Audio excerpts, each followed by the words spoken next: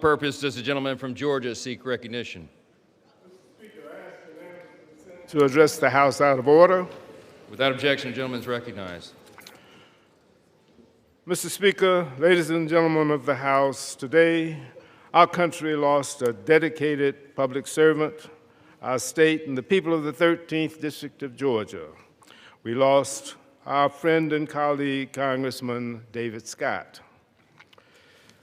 David and I served side by side for decades, first in the Georgia General Assembly, later together in the House of Representatives here. We shared a friendship that was rooted in faith, family, and a deep commitment to the people we represent. I've known David and his family for many years. My wife, Vivian, and I joined countless Georgians in mourning his loss and in holding his loved ones close. As leader on the House Agriculture Committee, David's voice was both steady and compassionate. It was particularly poignant when in 2020, David became the first African-American chair of the House Agriculture Committee, a historic moment that reflected his years of principled leadership, and he used that platform to fight for the 1890 and land-grant institutions and disadvantaged farmers who too often have been left behind, working tirelessly to secure resources for the agricultural producers, rural communities, and nutrition programs that sustain our state and our nation.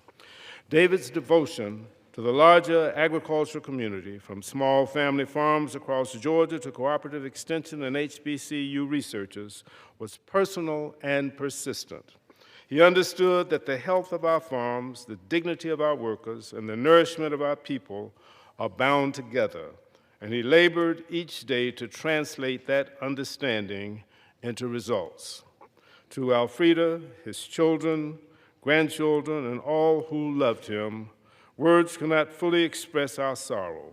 We will honor David's memory by continuing the work that he loved, by standing with our farmers, defending nutrition programs, and fighting for opportunity for all.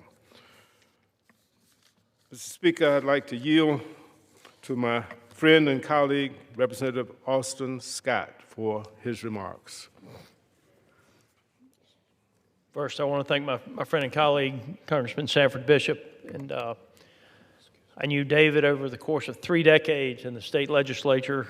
We worked together on a lot of things, and he was just a good man, and he will be missed. And I know we talked about his devotion to agriculture. We talked about his devotion to Georgia, but I also want you to know he was devoted to Jesus Christ. And many times we parked in the same area and would walk to the airplane. In latter years, he would have a little help. I picked on him last time. I said, David, you're still telling that good-looking lady that you can't run, so she'll come get you every day and carry you to the airport. And we had a good laugh over that.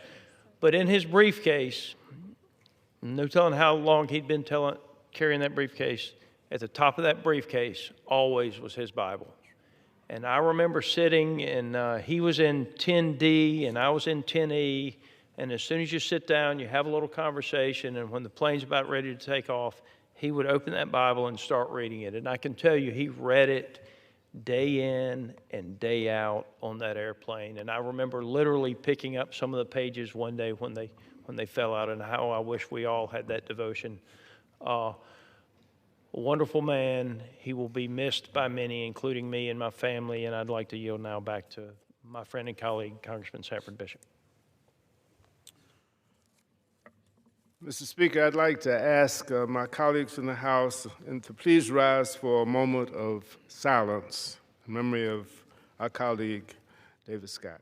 The chair asks all those present in the chamber, as well as members and staff throughout the Capitol, to please rise for a moment of silence in remembrance of the late Honorable David Scott of Georgia.